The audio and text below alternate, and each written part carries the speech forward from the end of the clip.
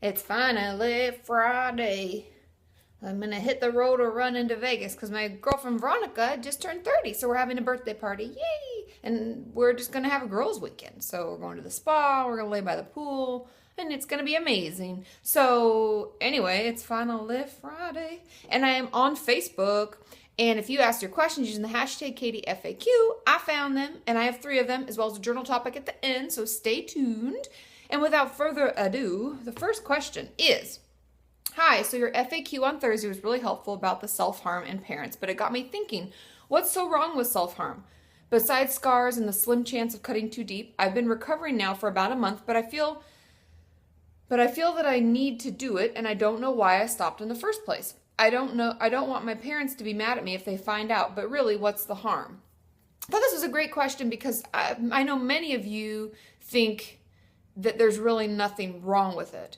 And I'm not here to say, oh, it's really terrible and it's the worst thing ever, because there's always things that are worse, right? But what the real problem is, and the reason that self-harming isn't healthy and isn't something we want to keep doing, there are tons of reasons, but the first one I want to make mention of is that cutting into our skin or burning into our skin or scratching or whatever it is we do, banging our head against the wall or banging to bruise ourselves, that's not really a healthy way to cope with emotions and struggles and issues. And it's not really going to help them go away or help us process through them. It actually creates another problem because then we have wounds that need to be healed and potential infections or stitches that need to be made or whatever. And so that's the main reason, is that it's not that, oh, that's such a terrible thing in general, but it's just that it's not really a healthy way to cope.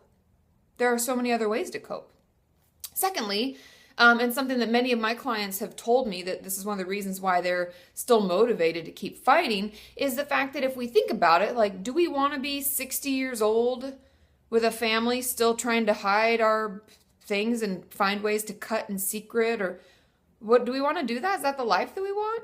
Probably not. And sometimes those are the things that can keep us motivated, like thinking, is this the way I really want to be? Is this what I really want to do with my life? And I think oftentimes when we use self-harm as a way to cope, we obsess about it, and it will take up like all of our brain space. And there's so many more better and amazing things that we can do with all of that time and all of that brain space.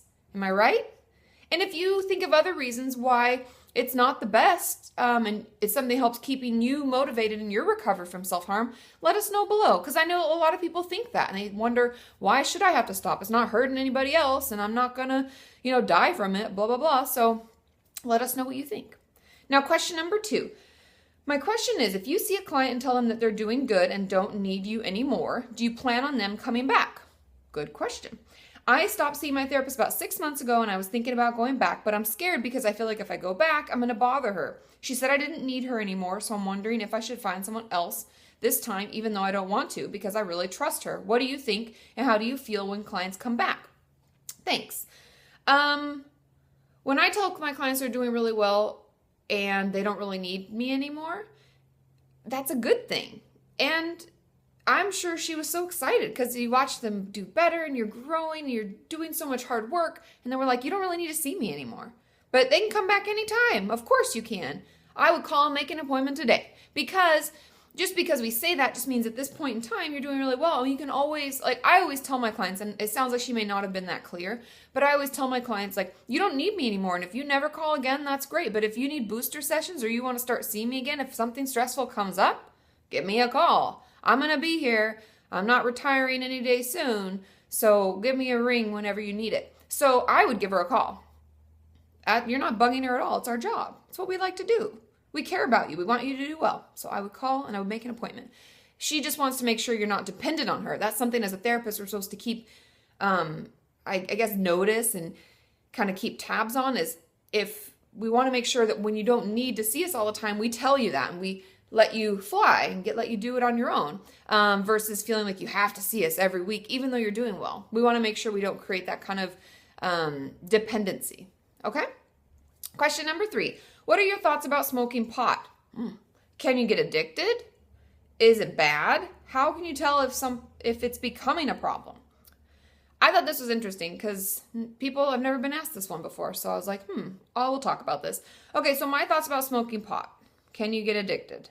I believe at the root of the way that, I guess, the way that our brain is put together and the whole human being, we can get addicted to anything. Anything. Our brain's chemistry like fires when, our little reward center goes crazy. We get excited. We can get addicted to tons of things. Shopping, adrenaline, like we get addicted to like doing scary things, maybe jumping out of planes or taking risks and doing crazy things. We're adrenaline junkies and we become addicted to that. It can be a ton of different things. So yes, I think we can become addicted to pot.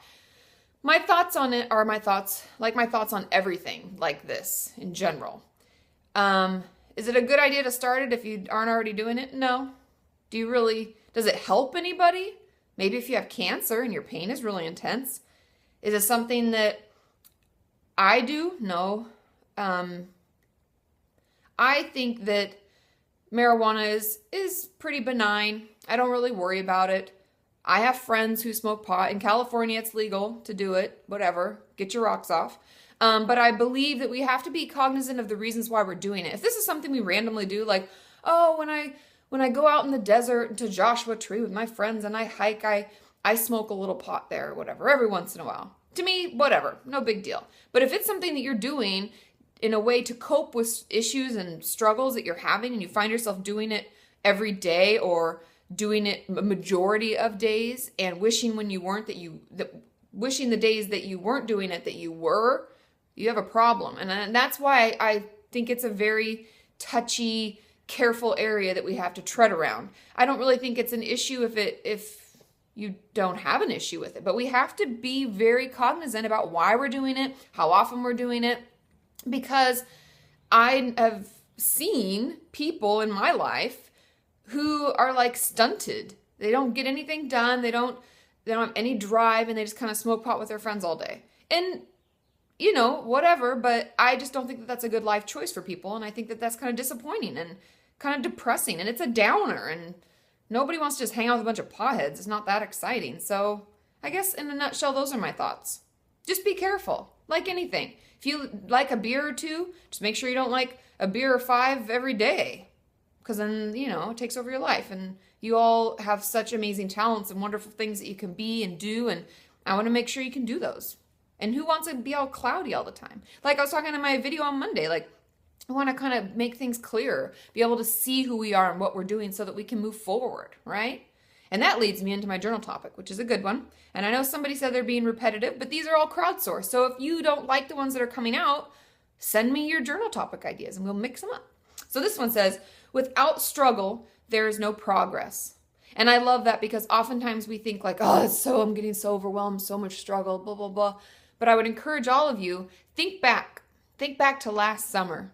Think about where you were. I want you to journal about this. I want you to journal about where you were a year ago so that you can recognize all the progress you've made because it's all these small steps and little things we've done and we forget how far we've come and we forget how much better things are and oftentimes we focus on the negative. So it's a nice way to turn it around so that we can see just how amazing we are and just how hard we've worked. Okay, have a wonderful weekend. I will see you all on Monday and have my video coming out as normal and on Tuesday I'll be on Tumblr. So ask your questions there. Bye.